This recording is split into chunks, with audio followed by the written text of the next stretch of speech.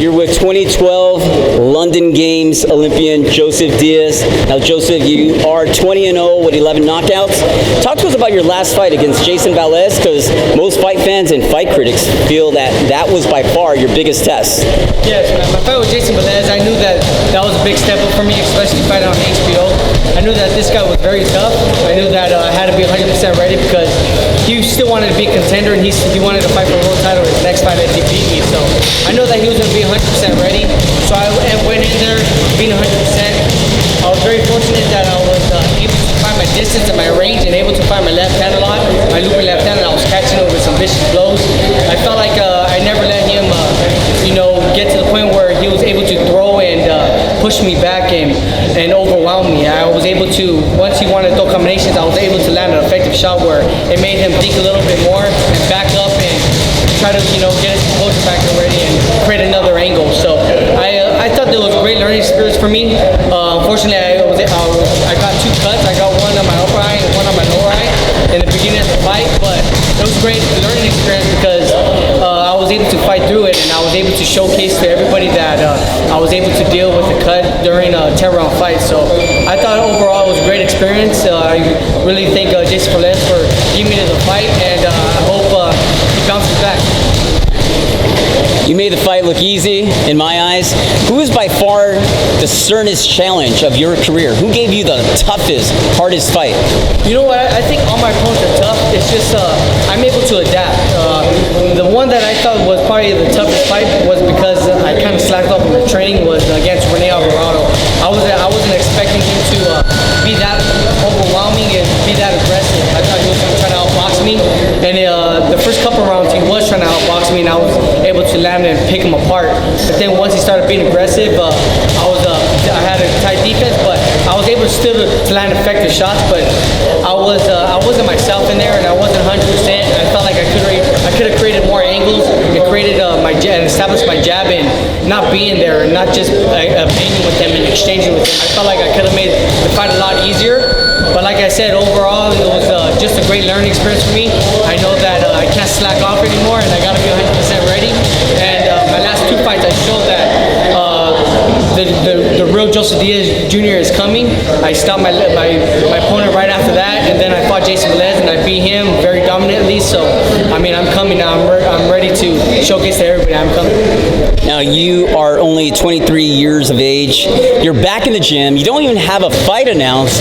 You're back sparring. You're showing who Joseph Diaz is. Why are we back in the gym and no fight announced? You know what? I'm back in the gym because I'm a gym rat. I mean, I love boxing. I love the sport of it, and I love the thrill of it. I love working out. I love pushing myself to the next level. And I know that this sport is very critical, and I know that my next few fights are going to be with very named opponents and top opponents in my weight division, top 10 opponents. So I know I got to be at my best, and I got to be have my best craft, and I got to be 110% because these guys are going to try to come and pull an upset. So every single day I think about getting a world title shot, and every single day I think about me reaching my goal and me being the person that I want to be, a role model, a world champion, and giving back to my community. So it motivates me just to come back to the gym, and I'm always working out, and hopefully by the end of this year I can fight for a world title. Let's talk about Ronnie Rios. That's a fighter you want. What do you see in Ronnie Rios? What does he bring to the table? What are some of his strengths and weaknesses? Ronnie Rios is a very tough opponent. He's a very game opponent. He has a tough fight coming up this Friday.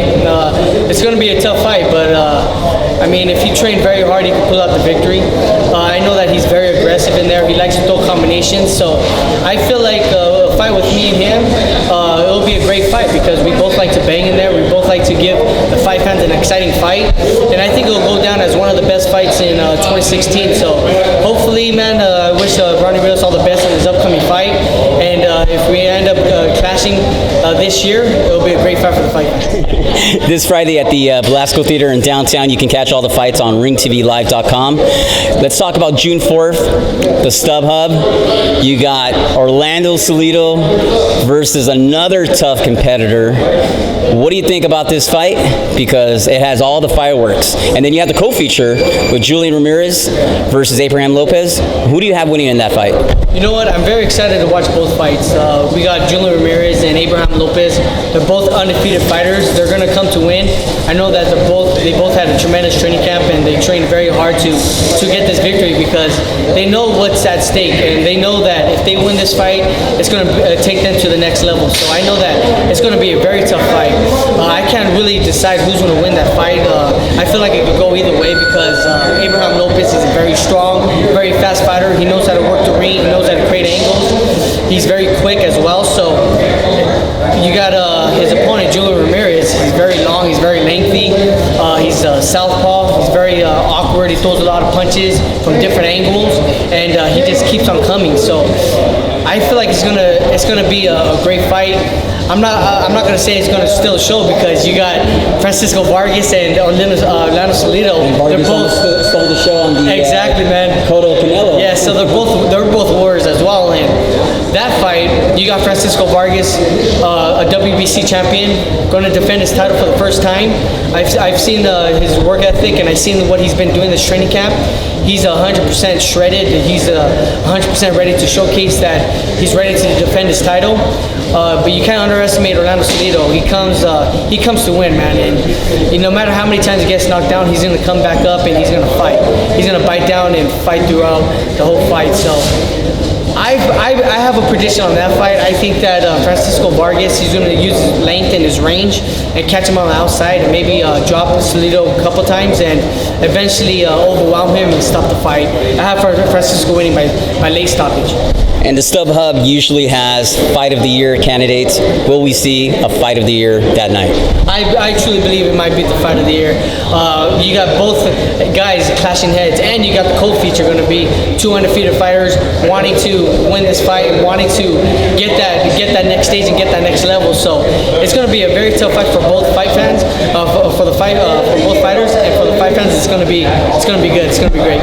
You grew up with Julian Ramirez. You grew up with Abraham Lopez in the amateurs. Is it difficult to see these guys fight? And is it difficult for you to get inside that ring against someone you've known for so many years?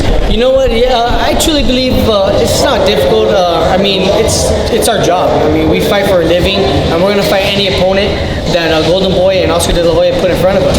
But, I mean, we're all friends at the end of the day. I mean, if me and Abraham Lopez or me and Julian Ramirez were able to, enter the ring together, share the ring together, we're going to take it serious and we're going to try to beat each other up. But at the end of the day, all of us are friends. We all get along. They're very nice guys. I wish them all the best, and I hope none of them get hurt. Let's talk about the featherweight division. You got Leo Santa Cruz versus Carl Frampton. That's another great fight. Those fighters could conceivably be in your future. Who do you have winning in that fight, and who would you like to face in the future? You know what? Leo Santa Cruz and Carl Frampton, those are both great fighters. I think that fight's probably going to be a candidate for Fight of the Year. Both fighters are both very tough. You got Carl Frampton. He's a boxer. He likes to move. He's strong as well. He's very crafty. But you got Leo Santa Cruz, man. Leo Santa Cruz is an animal. He throws 1,000 punches a fight. I have a feeling that Leo Santa Cruz is going to get Carl Frampton tired, and Leo Santa Cruz is going to win probably by unanimous decision. Leo Santa Cruz is going to take the decision for sure, no doubt. And you said that who would I like to fight? I would like to fight anybody in my weight class, any champion in my weight class. I want to showcase to the world and to the fight fans that I'm willing to fight all the top fighters in my weight class, no matter who they are. They're all human just like me at the end of the day. They sweat, they bleed, they go poop, they do everything. They're nervous just like me. They got nerves just like me, man. And so I know that none of those guys are intimidating. None of them guys scare me because I know at the end of the day they're human. So I would like to fight each and every one of them. What are your thoughts on a fighter by the name of Oscar Valdez? He's fighting on July 23rd. He could be fighting for the WBO featherweight title if Vasily Lomachenko decides to vacate that title. What are your thoughts on him as a fighter? Oscar Valdez is a badass fighter, I think, man. He's very tough, he's very strong, he's elusive.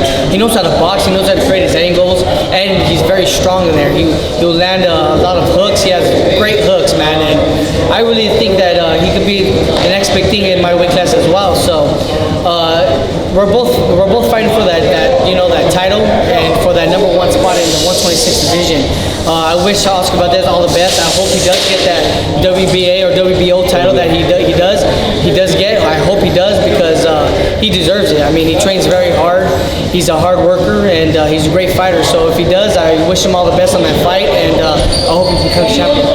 What are your thoughts on Abner Mares versus Jesus Cuellar? Jesus Cuellar and Abner Mares, that's a very tough fight too. I mean, another one. Yeah, 2016 is gonna have a badass year of fighting, man. I can't wait. All these fights are very excited. It's just making me excited just thinking about them. You got Jesus Cuellar and you got Abner Mares. Abner Mares is wanting to show everybody that he still could be a contender and a champion at 126 pounds. So you can't underestimate him, man. Abner Mares is a badass fighter. He throws a lot of shots. He's very aggressive. He bites down. He has a lot of heart. But you got Jesus Cuellar that he's a young guy. He's a champion, and he wants to showcase that he could be the next big thing as well. And he wants to go for the knockout. He's very aggressive. He's a lefty. He's strong. So I mean, you got both of the guys clashing heads. It's a very tough fight. I'm rooting for Abner Mares though, just because I know him. He's a very nice guy, and I think he's a great fighter as well. I really look up to him because I know how successful he was in my weight class. So I wish him all the best, and I hope he comes out victorious. How soon can we expect a title shot, and when do you see yourself fighting for a title? Me and my manager, Ralph Ferreira, we've been talking. We had a meeting this morning, and we've talked that I'm going to fight two more known fighters, maybe in the top 10. Well, top 10 for sure, but...